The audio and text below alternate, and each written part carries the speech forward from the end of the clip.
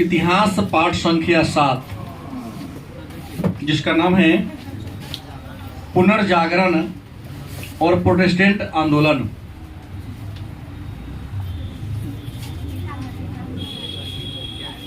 क्या है? पुनर्जागरण और प्रोटेस्टेंट आंदोलन। मतलब कुल मिला के हमें यहां पुनर्जागरण क्या है, पुनर्जागरण के कारण क्या है, इसका हमारे समाज पर क्या प्रभाव पड़ा और पुनर्जागरण के कारण हमारे समाज में क्या क्या बदलाव लाया। तो आपको बता दें कि मध्यकालीन यूरोप में सामंतवाद की समाप्ति 15वीं शताब्दी में हुई। मतलब आपसे पूछा जाए कि सामंतवाद की समाप्ति कब हुई?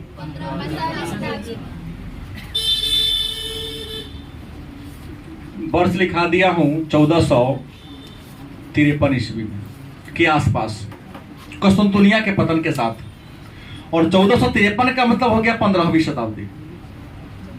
सामंतवाद का पतन 1453 मतलब कुस्तुनतुनिया के पतन के साथ ही प्रारंभ हो गया, मतलब 15वीं शताब्दी में। और जैसे ही सामंतवाद की समाप्ति हुई तो यूरोप में आधुनिक युग का आगमन।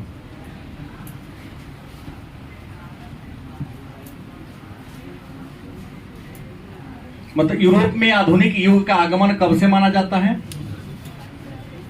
1453 से, मतलब 15वीं शताब्दी में यूरोप में आधुनिक युग का आगमन माना जाता है। प्रश्न है कि यूरोप में आधुनिक युग कैसे आया, किस रूप में आया और आधुनिक युग की विशेषता क्या थी? और आपको पता है कि सामंतवादी काल को यूरोप में अंधकार काल कहा जाता है। गलती किस है? मध्यकालीन यूरोप को अंधकार युग के नाम से जानते थे। क्यों? क्योंकि मध्यकाल में यूरोप में शिक्षा के क्षेत्र में, समाज के क्षेत्र में, राजनीति के क्षेत्र में किसी प्रकार का कोई बदलाव नहीं आया था। अनेक प्रकार की सामाजिक कुप्रथाएं हमारे समाज में क्या थी? मौजूद थी। समाज के मुट्ठी भर लोगों का पूरे समाज पर क्या था? दबदबा कायम था। साहित्य का विकास हुआ नहीं, भवन का विकास हुआ नहीं, किसी भी क्षेत्र में कोई प्रगति नहीं हुआ। हाँ, शोषण की प्रवृत्ति क्या हुई थी? ज्यादा बढ़ गई थी। अमीरों और गरीबों के बीच खाई क्या हो गई थी? ज्यादा बढ़ गई। जहां अभिजात वर्ग के लोग आम जनता का शोषण करता था, वहीं चर्च भी आम जनता का क्या करता था? शोषण करता था। चर्च तो संस्कार के नाम पर तरह तरह का टैक्स लेने का काम किया करता था। लेकिन एक बात है कि आपको पढ़ाया होगा कि मुसलमानों और ईसाइयों के बीच धर्म के नाम पर 8 बार युद्ध हुआ था, जिसको हम धर्म युद्ध पढ़ाए होंगे जरूर पहले, या इसी को कहते हैं क्रूसेड। कई बार हुआ है? लगभग 200 वर्ष में 8 बार धर्म के नाम पर ईसाई और मुसलमानों के बीच युद्ध हुआ। इस युद्ध का कारण था एक शहर जिसका नाम था जेरूसलम। क्या नाम था? चर्चा पहले भी हो चुकी, लिखा भी हुआ हूं कि जेरूसलम एक जगह था, एक देश है जिसको वर्तमान में ईसाइयों का देश कहते हैं, सॉरी यहूदियों का देश। आज उसको इजराइल कहते हैं। पहले नाम था जेरूसलम। ईसाई धर्म के लोगों का कहना है कि जेरूसलम के नजारत नामक गांव में ईसा मसीह का जन्म हुआ, इसलिए जेरूसलम ईसाई धर्म का पवित्र स्थल है, वो मेरा होना चाहिए। मुसलमान धर्म के लोगों का मानना है कि जेरूसलम में हमारे एक पैगंबर हजरत ईसा और हजरत मूसा से जुड़ा हुआ क्या है? वह स्थान है, इसलिए वह क्या होगा? मेरा होगा। इस्लाम धर्म वाले कहते हैं कि हमारा धार्मिक स्थान है वो। ईसाई धर्म वाले कहते हैं कि नहीं, वह मेरा स्थान है। तो जेरूसलम पर अधिकार करने के लिए ईसाई और मुसलमानों के बीच क्या हुआ? 8 बार युद्ध हुआ। उस युद्ध को हम धर्म युद्ध या क्रूसेड के नाम से। और आपको बता दें कि इस धर्म युद्ध में अंततः ईसाई धर्म के लोग क्या होते हैं? हार जाते हैं और मुसलमान धर्म के लोग क्या होते हैं, जीत जाते हैं। और जैसे ही मुसलमान धर्म के लोग जीतते हैं तो यहाँ पर 1453 में लिखा दिया हूं, 10 में पढ़े होंगे, कस्तूनतुनिया का पतन। क्या जी? जो पूर्वी रोमन साम्राज्य या बाइजेंटाइन साम्राज्य की राजधानी थी कौन? कस्तूनतुनिया। 1453 में क्या होता है? पतन हो जाता है। और आपको बता दें कि मध्यकाल में कस्तूनतुनिया शिक्षा का महान केंद्र था। गलत कि सही? मध्यकाल में कस्तूनतुनिया शिक्षा का महान केंद्र था, लेकिन जैसे ही कस्तूनतुनिया पर मुसलमानों का अधिकार हो गया, किसका अधिकार हो गया? तो उस्मान तुर्कों का। उस्मान तुर्कों ने कस्तूनतुनिया पर अधिकार कब कर लिया? तो जैसे ही उस्मान तुर्कों ने 1453 ईस्वी में कस्तूनतुनिया पर अधिकार कर लिया, ये थोड़ा बर्बर प्रकृति के थे, लड़ाकू प्रकृति के थे, हिंसक लोग थे ये लोग, और विद्वान तो हिंसा में विश्वास करते नहीं हैं। वहां के जितना विद्वान था कस्तूनतुनिया में, सारा विद्वान वहां से क्या हो गया? अपन कॉपी किताब पत्रा उतरा सब लेके वहां से भागे, और भाग के कहां पहुंच गए? इटली। और इटली की राजधानी कहां थी? तो सारा विद्वान वहां से भागकर कहां गया? इटली में आ गया। और आपको पता ही है मध्यकालीन यूरोप में इटली पर किसका दबदबा था? पोप का दबदबा था, चर्च का दबदबा था। और इटली में वही होता था जो चर्च चाहता था। चर्च मतलब ईसाई धर्म के पूजा स्थल को चर्च कहते हैं, और चर्च के सबसे बड़े अधिकारी को पोप कहते हैं। और पोप के नीचे बेनेडिक्ट होता है। क्या जी? सबसे बड़े पदाधिकारी को क्या कहते हैं? पोप कहते हैं। और कहा भी जाता है वर्तमान समय में जैसे रोम में चलता है पोप का, वैसे ही पटना में चलता है गोप का। रोम में पोप का, पटना में गोप का आज भी चलती है। देखो बड़का बड़का ट्रक चलता, लिखल गोप ट्रांसपोर्ट, जल्दी हाथ नहीं लगेगा कोई, बड़ा वो लोग आक्रामक प्रकृति के लोग हैं। गोप का मतलब ग्वाला से नहीं लीजिएगा, एक अलग मानव ही है वो। तो प्रश्न है कि इटली कस्तूनतुनिया के पतन के बाद वहां के जितने भी विद्वान थे वे सारे विद्वान कहां आ गए? इटली में। और इटली में आए तो क्या देखा? यहाँ के लोग चर्च की बात को आंख मूंद कर क्या कर रहा है? मान रहा है। चर्च कहता है कि धरती स्थिर है और सूरज धरती के चारों ओर क्या लगा रहा है? चक्र लगा रहा है। धरती जो है ना शेष नाग के पीठ पर सवार है, वो करवट लेते हैं तब भूकंप आता है। नहीं, प्लेटों के टकराने से। गलत कि सही? अपने सीतामढ़ी में 1:30 बजे रात को इसका हिला है। नेपाल में इसका केंद्र था। भूकंप जो हुआ ना, वो तो चंद्रग्रहण का प्रभाव लिखा ही रहा था। इस चंद्रग्रहण के प्रभाव से क्या क्या घटनाएं, तो राजस्थान में तो आपको हिमपात हुआ है, भयंकर बर्फ की बारिश हुई है, आंधी तूफान भी वहां था। नेपाल में भूकंप का प्रभाव आ गया ना रात 1:30 बजे। आप सोए थे, आपको लगा कोई झुलवा झूला हुआ था, हल्का सा, सारे लगभग 6 पॉइंट के आसपास का भूकंप था नेपाल में। यहाँ कम था। खैर छोड़िए उन बातों को।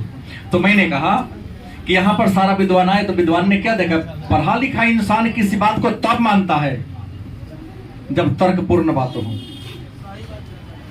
नहीं, तुम्हारे बात को सुनेगा, तर्क करेगा, सही लगेगा तो स्वीकार करेगा, सही नहीं लगेगा तो स्वीकार। लेकिन इटली के लोग जो थे वो पोप के अंधभक्त बन गए थे। नहीं, वो अलग अलग संस्कार के नाम पर टैक्स लिया करते थे। सबसे बड़ा खतरनाक था पाप मोचन पत्र की बिक्री और पवित्र लेपन संस्कार। जैसे मान लो कि तुम बीमार पड़ गए और पोप आएगा अपने हाथ से तुम्हारे देह पर तेल तक सटा देगा, तुम्हारा बीमारी क्या हो जाएगा? फिर डॉक्टर का डिग्री देना ही नहीं चाहिए। गलत सही? डॉक्टर बेकार है। उसने कहा कि साल भर कितनों को कर्माई करो, कितना भी अधर्माई करो, लेकिन एक बार साल में पाप मोचन पत्र खरीद लो, तुमको पाप से क्या मिल जाएगी? कस्तूनतुनिया से आए विद्वानों ने लोगों को समझाया, ये क्या ना हो सकता है जी? पेड़ से टूटा हुआ पत्ता पेड़ में जुड़ सकता है? नहीं। तो किया हुआ पाप का मुक्ति कैसे मिलेगा? तुम मिलेगा? नहीं मिलेगा। अब लोगों के मन में धीरे धीरे ये बात कहा, कुछ ज्ञान दिया, समझाया, पढ़ाया, लिखा। लोग कहा बात तो सही है कि अभी लोग तो हम लोग वही मानते हैं जो पोप कहता। पोप का इतना ज्यादा अत्याचार था कि जो व्यक्ति पोप के विरोध में बोलता था उसे जिंदा जला दिया जाता था। इसमें बताऊंगा मैं, कुछ विद्वान ऐसे हुए हैं, सुकरात को तो जहर दे के मार दिया गया, और जॉन हस को जब पोप के विरोध में उसने बोला तो खूंटा में बांध दिया, देह हाथ पूरा, और जिंदा जलवा दिया जॉन हस को। इटली के राजा जो पोप के विरुद्ध में थोड़ा सा बोल दिया तो राजा को पोप के सामने उनके पैर पर गिरकर क्षमा मांगना पड़ा। उसे धर्म विरोधी घोषित कर देता था। लोग पोप से डरता था, और ईसाई धर्म का सबसे पवित्र किताब कौन है? बाइबिल। आप पोप किसी को बाइबिल पढ़ने नहीं देता था। पढ़ लेगा तो हमारे कितने पोले खुल जाएगा, क्योंकि वास्तविकता कुछ और है, कर कुछ और है। जैसे आज हरियाणा में खूब भक्ताई खिला रहा है ईसाई सब ना, झूठों के डाइन डोगे के चक्कर। तो ईसाई धर्म स्वीकार कर लोगा तो भूत नहीं पकड़ेगा। ये कौन चुट्टागिरी हो गया कि धर्म बदल लेंगे तो हमको भूत नहीं पकड़ेगा, डाइन नहीं आएगा। पहले पैसा दे दे के तुम सबको क्या कर ईसाई बना रहा है, अब बाद में वही पैसा दुगुना तिगुना ब्याज और के लेगा। लेकिन ये समझने वाले पर है। किसी ने ठीक कहा है ना, किसी फिल्म में कहा है ना कि अगर तुम ईसाई बनना होता तो भगवान तुमको ईसाई के घर में पैदा करता, तुमको हिंदू बनना होता तो हिंदू घर में, अगर तुम हिंदू या मुसलमान के परिवार में जन्मे हो, परमात्मा की इच्छा है कि तुम मुसलमान रहो। हालांकि परमात्मा ने तो इंसान बना के भेजा है, हिंदू और मुसलमान तो हम और आपने बना दिया। तो यहां पर क्या था, इटली में आया सारा विद्वान, और यहां पर आकर के लोगों को पढ़ाना लिखाना, अपन ज्ञान देना क्या कर दिया, शुरू कर दिया। जैसे लोगों ने पढ़ना लिखना शुरू कर दिया तो किसी भी बात को स्वीकार करने से पहले क्या करता था, सोचता था, तर्क वितर्क करता था। तो 15वीं शताब्दी में इटली में लोगों के मन में एक नई प्रकार की चेतना आया, नई प्रकार का सोच विकसित हुआ। इस नई प्रकार के सोच में क्या हुआ कि किसी भी बात को करने से पहले या मानने से पहले उस पर तर्क वितर्क चिंतन करते थे, और चिंतन करने के बाद वह सही लगता तो काम को करते, अगर गलत होता तो काम को क्या करते। तो पुनर्जागरण क्या है? पुनर्जागरण, जिसे अंग्रेजी में कहते हैं रेनेसा। अंग्रेजी में क्या कहते हैं? रेनेसा कहते हैं। क्या कहते हैं? रेनेसा। और रेनेसा जो है फ्रांसीसी भाषा का शब्द है। किस भाषा का? फ्रेंच भाषा का शब्द है। इसका मतलब होता है फिर से जगना। हाँ, पुनः जागरण नाम है। पुनर्जागरण माने पुनः, सुतल थे टोक दिया तो आप क्या हो गए, जग गए। मतलब मध्यकालीन यूरोप के लोग सोया हुआ था। पोप ने जो बात कह दिया उस बात को आंख बंद करके क्या करता था, मानता था। लेकिन जब कस्तुनतुनिया का पतन, वहां का विद्वान जब इटली में आ गया तो इन्होंने सोए हुए लोगों को क्या हुआ, जगाया, खुचकारा कि नहीं, जो तू पहले सोच रहा है वो बात क्या है, गलत है। सही ये होगा, पृथ्वी की परिक्रमा सूर्य नहीं कर रहा, बल्कि पृथ्वी सूर्य की परिक्रमा कर रही है। नहीं, ये हाथ से रोक लेने पर चंद्र दिन रात नहीं होता है, बल्कि पृथ्वी के परिक्रमण के कारण दिन और रात होता है, और परिभ्रमण के कारण ऋतुएं बदलती हैं। ऐसा सिखाना और सिद्ध करके जब दिखाना शुरू कर दिया, पोप ने लोगों को धमका दिया था, पृथ्वी क्या है, गोल है, काट में जाएगा तो क्या हो जाएगा, गिर के कहा जाएगा अगर कोई सीमा। विद्वान आया, कहा कि रे बुर्बक, गोला का, सर्किल का कोई किनारा ही नहीं होता है। क्या जी, आप लोग गणित के 10वां में छात्र रहे हो, गणित में बहुत ऐसा लेके, चंदन क्या नंबर तुमको है? 97 नंबर गणित में ले ले। और कोई है 97 वाले? 98 दोनों पे है, एकड़ न एकड़ है। गुरुजी पढ़ाए हैं कि गोला का किनारा होता है, नहीं, गोला का कोई किनारा ही नहीं तो गिरेगा क्या ना। अब पोप समझा दिया था नहीं कि धरती क्या है, गोल है, किनारे पर जाओगे तो गिर के कहां जाओगे, कोई सीमा नहीं है। विद्वान लोग आए थे, कहा कि गोला का तो किनारा होता ही नहीं, कोई गोला का कोई अंत नहीं होता, तो गिरेगा कैसे। और इस बात को सिद्ध कर दिया 1519 ईस्वी में इंग्लैंड का एक निवासी मैगलेन, जिन्होंने समुद्र में एक झंडा गाड़ दिया किनारे पर और नाव से संपूर्ण पृथ्वी का क्या लगा लिया, चक्कर लगा लिया। तो पृथ्वी गोल है, इस बात को प्रमाणित करने का काम सबसे पहले किसने किया, मैगलेन। कब, 1519 में, क्योंकि जहाज पर बैठ कर संपूर्ण धरती का क्या लगा लिया, चक्कर लगा दिया। कह दिया ना पृथ्वी क्या है, गोल है, गिरने उड़ने का हिसाब किताब, क्योंकि गोला का कोई अंत नहीं होता है। जो सफुतल था, पोप के अंधविश्वास में जकड़ा हुआ था, विद्वान लोग आए, पढ़ा लिखा के समझा दिए, तो लोगों के मन में एक नई प्रकार की चेतना, एक नई प्रकार का जागरण हुआ, जिसका नाम दिया गया बौद्धिक जागरण। कौन जागरण, एक नई प्रकार का जागरण आया, जिस जागरण का नाम क्या था, बौद्धिक जागरण। इसी बौद्धिक जागरण को क्या कहा गया, पुनर्जागरण। क्या कहा गया। अब प्रश्न आएगा, तो पुनर्जागरण के कारण क्या है। एक प्रश्न आता है कि पुनर्जागरण के कारण क्या है। तो पुनर्जागरण के कई कारण हैं। पहला, पुनर्जागरण के कारण में अगर हम ले ले तो हम सबसे पहले चर्चा करेंगे आर्थिक कारण का। लोग जगने को क्यों तैयार हो गए, लोग पोप का विरोधी काहे हो गए, विद्वान के बाद काहे मान लिए। तो इसके लिए पहला आर्थिक कारण था। आर्थिक कारण में क्या हुआ, व्यापार का विकास। क्या था, व्यापार का विकास। देखिए, पोप कहता था कि सामान बेचो, मुनाफा ना कमाओ, ब्याज पर रुपया लेन देन नहीं करो। अब बताओ, कोई बिजनेस करेगा, मुनाफा ना कमाएगा, रुपया अगर मेरे पास नहीं है, किसी से कर्ज लेकर हम व्यापार नहीं करेंगे तो हम आगे बढ़ेंगे। पोप के दिमाग में यह चल रहा था कि अगर कोई इंसान प्रगति कर जाएगा, रुपया पैसा कमा के धनिक हो जाएगा, वो ताकतवर हो जाएगा, ताकतवर हो जाएगा तो हमारे बात को फॉलो करेगा, मानेगा नहीं मानेगा।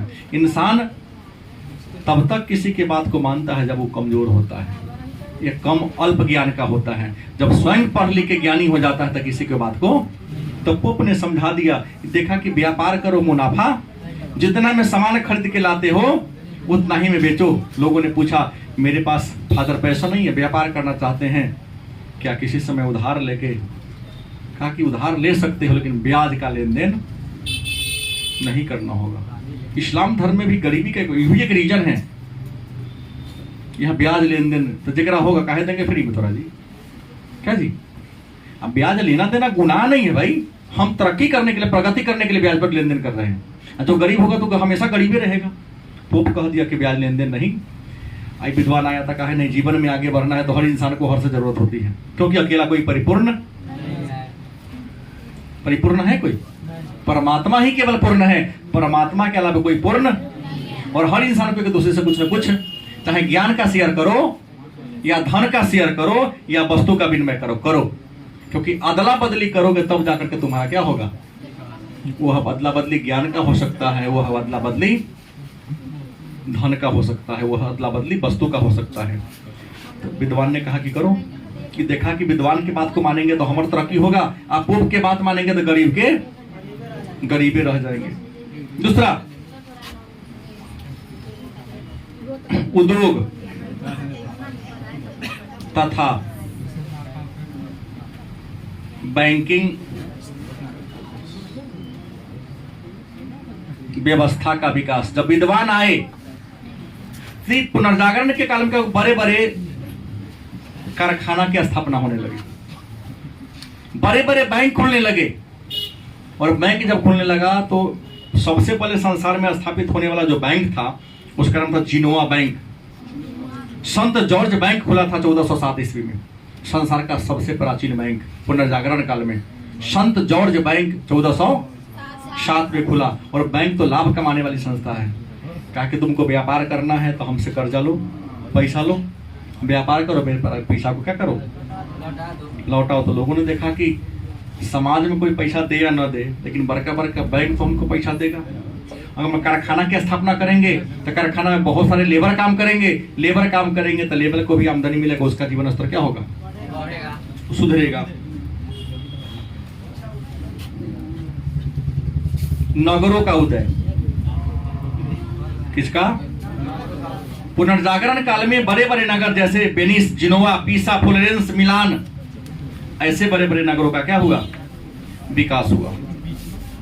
तो पुनर्जागरण का पहला कारण क्या था? आर्थिक कारण। दूसरा था क्रूसेड। दूसरा क्या था? क्रूसेड।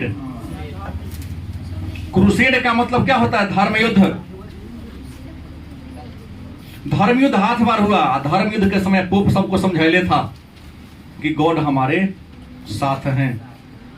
हमको रात गॉड ने क्या दिया? स्वप्न दिया कि अपनी बार लड़ाई में जाएंगे तो जीत हमारी सुनिश्चित है। आज जितना बार सपना देखता थी 2-4 लाख लोगों को कटवाइए देता था लड़ाई में। इनका लंबा लंबा झूठ वाला बात यहाँ पर फ्लॉप हो रहा था। क्या जी, गलत हो रहा था ना। किसने कहा कि इस बार युद्ध में हम जीतेंगे, इतना लोगों के लिए चला जाए। निहत्था लोग को कई बार निहत्था को भेज दिया लड़ने के लिए युद्ध के मैदान में। निहत्था को कई बार तो छोटे छोटे बच्चों को 8वां-9वां के बच्चों को भेज दिया। हर बार लड़ाई में हरा। लोगों की, लाखों लोगों की क्या हुई? हत्या हुई। तो लोगों का विश्वास पोप पर से क्या हो रहा था? टूट रहा था। ये झूठा है, पोप नहीं है, पाखंडी है। सपना नहीं ख्वाब देखता है। ईश्वर नहीं, शैतान मिलता है रात में इससे। गलत कि सही? अगर ईश्वर मिलता इसे तो क्या कहता कि युद्ध नहीं करो।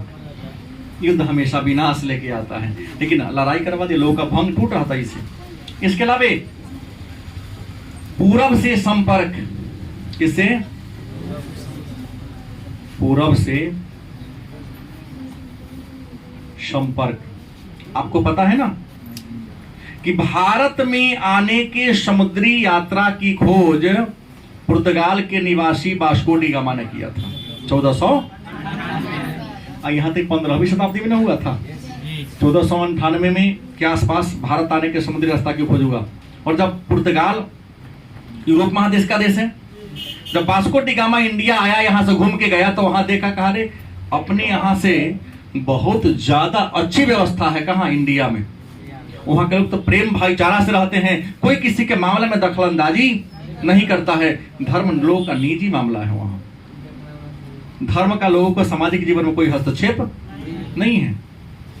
इसी समय 1492 ईस्वी में इटली के निवासी क्रिस्टोफर कोलंबस ने अमेरिका जाने के समुद्री मार्ग की क्या कर दिया। तो जैसे यूरोप के देश के लोगों का अमेरिका के लोगों से, इंडिया के लोगों से संपर्क हुआ, तो यहाँ के व्यवस्था को देखा और वहाँ के व्यवस्था को देखा कि हमारे देश का व्यवस्था क्या है? खराब है, बड़ा ऊंच नीच है, बड़ी गड़बड़ी है। और इंडिया में व्यवस्था क्या है? अच्छा है। तो जो सुंदर व्यवस्था होता है उसका लोग क्या करता है? सपोर्ट करता है। गलत व्यवस्था का लोग विरोध करता है। तो पूर्वी देशों से संपर्क होने के कारण भी पोप का विरोध हुआ। और पोप का विरोध होना मतलब पुनर्जागरण होना। इसके अलावा और मैं बोला हूं यहां पर क्या? कस्तूनतुनिया का पतन। हमने लिखा है ना, कस्तूनतुनिया का पतन कब हुआ? 1400। और जैसे ही कस्तूनतुनिया का पतन 1453 में हुआ तो कस्तूनतुनिया के सारे विद्वान भाग के कहां पहुंच गए? और यहाँ अपने ज्ञान शिक्षा का प्रसार करने लगे। किताब सब लेके आ गया, पुस्तक सब लेके आ गया। लोग उस विद्वानों से कुछ सीखा और सीखा, तो जो गलत बात था उसका विरोध करना क्या कर दिया। इसके अलावा कागज का आविष्कार। किसका? कागज का आविष्कार। कागज का आविष्कार सबसे पहले चीन में हुआ था, याद रखेंगे। टसप्लाई लुन नामक व्यक्ति ने किया था। कागज का आविष्कार सबसे पहले चीन में हुआ। कागजी मुद्रा भी सबसे पहले चीन में हुआ। प्रतियोगिता परीक्षा भी सबसे पहले कहां हुई? चीन में हुई। और किताब भी सबसे पहले छपा चीन में। और विश्व में सबसे पहले जो किताब छपा था उसका नाम था हीरो का सूत्र। उसके बाद नीरो का सूत्र किताब का नाम है। हीरो का सूत्र गणित का एक फार्मूला भी है। हाँ, ना हीरो का सूत्र मैं पढ़ा हूँ, हीरोन होता है। अच्छा अच्छा, ठीक है, हम गणित वाले नहीं हैं। हाँ, S into S minus A S minus B S minus C by 2a जो हो। बहुत दिन पर 1996 में पढ़े, तभी के नहीं याद रहेगा। हमारे समय भी था, लेकिन हाँ 96 वाला सत्र में हम लोग बैठी किए हुए हैं। तो प्रश्न है, कागज का आविष्कार हो गया। कागज के आविष्कार से पहले किताब छपता था, लेकिन पेड़ के छाल पर, धातु के पात्र पर लिखा जाता था, जो महंगा था, सब खरीद सकता। तो इससे कागज का आविष्कार हो गया।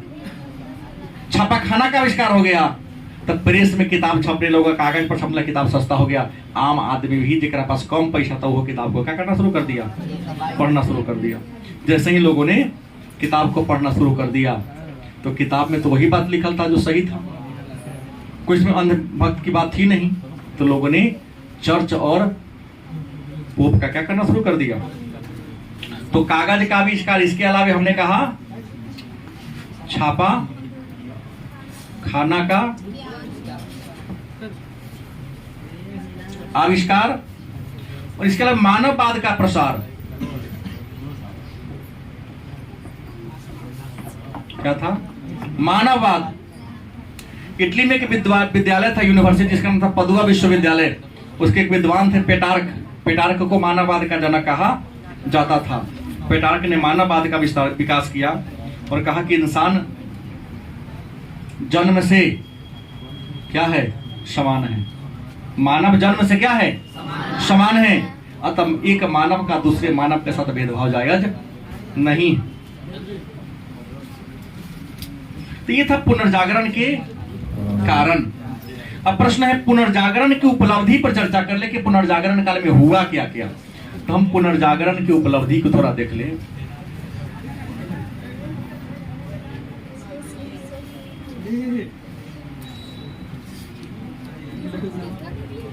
पुनर्जागरण की उपलब्धि की बात करें तो पुनर्जागरण की सबसे कई उपलब्धियां हैं। पुनर्जागरण काल में कला के क्षेत्र में,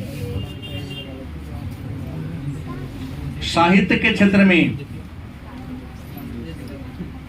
चित्रकला के क्षेत्र में, मूर्ति कला के क्षेत्र में,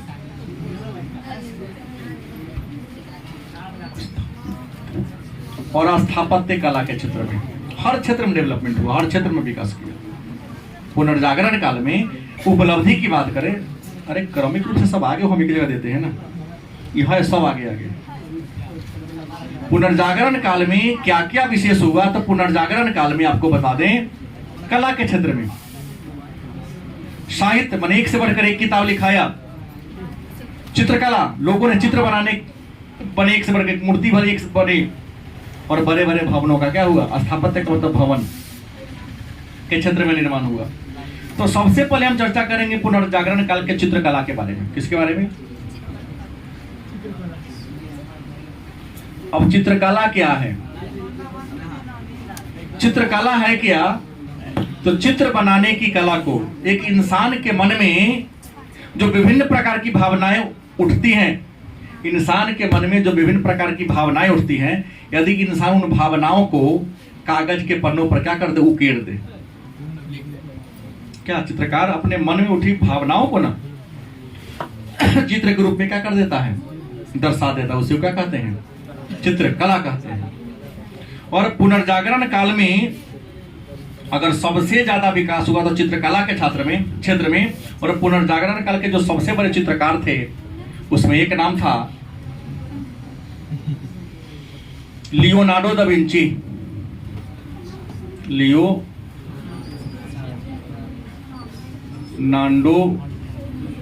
दा विंची। दूसरा माइकेल एंजेलो। तीसरा राफेल। पुनर्जागरण काल का जो सबसे विख्यात चित्रकार थे, उसमें तीन का नाम आता है। पहला कौन आता है, लियोनार्डो दा विंची। यह पुनर्जागरण काल का सबसे बड़ा मूर्तिकार था, चित्रकार था। और इनका जन्म 1452 में हुआ था और मृत्यु 1519 में हुई थी। कहा जाता है यह चित्रकार के साथ साथ वैज्ञानिक, गणितज्ञ, इंजीनियर और दार्शनिक भी था। इन्होंने 2 चित्र बनाए जो बड़ा फेमस है। और पहला चित्र तो जानिए रहे मोनालिसा। मोनालिसा जो चित्र है, जो आप देखे होंगे कहीं ना कहीं, फोटो आपके पुस्तक में है। मोनालिसा नामक चित्र का निर्माण लियोनार्डो दा विंची ने किया था। मोनालिसा के अलावे इनका दूसरा जो फेमस चित्र है उनका नाम है लास्ट सफर। इनका जो फेमस रचना है एक का नाम है मोनालिसा और दूसरा कौन है, लास्ट सफर। मोनालिसा एक साधारण महिला की मूर्ति है और मोनालिसा इतिहास में अपने रहस्यमयी मुस्कान के लिए फेमस है। इस मूर्ति को बनाने में 17 साल का समय लगा था इसे। कितना साल? पत्थर की मूर्ति है, लेकिन देखने से कोई कह नहीं सकता है कि किसकी मूर्ति है, पत्थर की है। लगता है कि अब हंसता हुआ प्रतीत हो रहा है, अपने मुस्कान के लिए क्या प्रसिद्ध है। दूसरी कौन है, लास्ट सफर। लास्ट सफर में एक चित्र बनाए हैं जिसमें ईसा मसीह को अपने शिष्यों के साथ कहीं पर बैठे हुए क्या हुआ दिखाया गया है। दूसरा जो महान चित्रकार है वो माइकल एंजेलो है। कौन है? Michael Angelo. और माइकल एंजेलो जो सबसे बढ़िया चित्र बनाया था उसका नाम था लास्ट जजमेंट।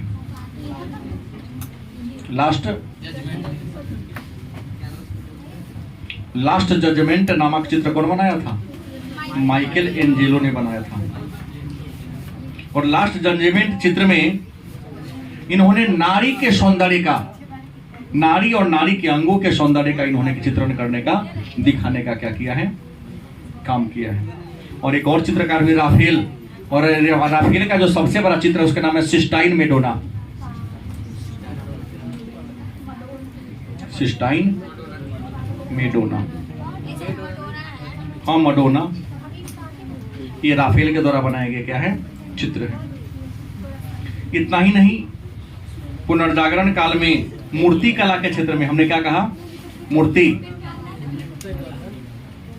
किसी वस्तु की आकृति बनाने को हम मूर्ति कहते हैं। और पुनर्जागरण काल से पहले जो मूर्ति बनता था केवल मिट्टी या धातु का ही बनता था, लेकिन पुनर्जागरण काल में संगमरमर की मूर्ति बनने लगी, धातु की मूर्ति बनने लगी, मिट्टी की मूर्ति बनने लगी, और यहाँ तक कि लकड़ी का ही मूर्ति बनना शुरू हुआ। किस काल में? पुनर्जागरण काल में। और पुनर्जागरण काल के जो बड़े बड़े मूर्तिकार हुए, इस मूर्तिकार में नाम था गिबर्टी डोनातेलो। मूर्तिकार की हम बात करते हैं तो पुनर्जागरण काल के जो मूर्तिकार हुए एक में थे गिबर्टी, दूसरा कौन हुए, डोनातेलो, और तीसरा हुए माइकल एंजेलो।